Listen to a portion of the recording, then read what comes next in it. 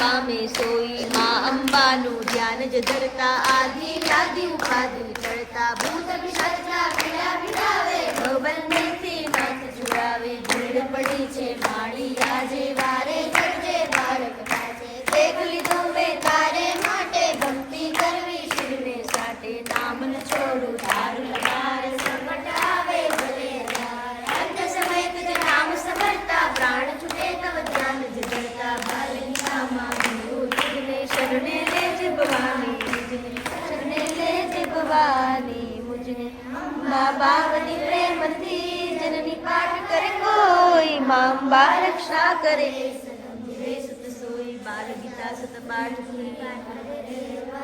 સદા સુહાગર નાર તે સુખ પામે સંસાર મનમાં જે તે ફળ મિલે મિલે ફળ ચાર બાલ ગીતા સત પાઠ થી થાય ગોચર પાર બોલો શ્રી રાજરાજેશ્વરી માત કી જય સદગુરુ ભગવાન કી જય